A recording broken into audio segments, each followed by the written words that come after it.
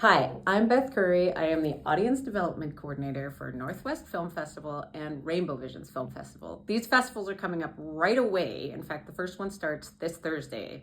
And I wanted to talk a little bit about something I'm obsessed with, and that's the fact that both festivals have a film named Sally. But they are about two very different Sallys. The first one on May 10th at 7:15 p.m. is about Sally Ride, the first American woman in space. And she was one of the most famous people in the world for a while. However, not until her obituary did anyone know that her life partner was a woman.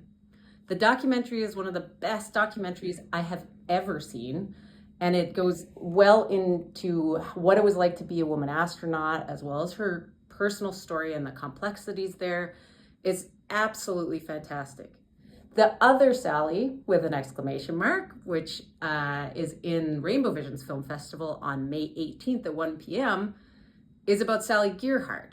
So Sally Gearhart is known for having coined the term radical lesbian feminist proudly, and she was at the forefront of the intersectional academia movement, and among other things, she was Harvey Milk's right hand. But if you're like, wait a second, I don't remember that from the movie, that's because they cut her out of the movie. She didn't exist in the Harvey Milk movie at all. And in fact, some of the most pivotal things that Sally Gearhart said on the press tour that Harvey Milk and Sally Gearhart did were put into Sean Penn's mouth. And it sort of highlights her point, which is that women were continuing to be overlooked and needed more space in society. So both documentaries are just fantastic on their own, and I'm obsessed with that. But to further my obsession is that these stories overlap. In fact, Sally Ride got into NASA the same year that Harvey Milk was shot. And I am guessing that there's more than that in the overlap of these stories, of one Sally who was super closeted and one Sally who was super out.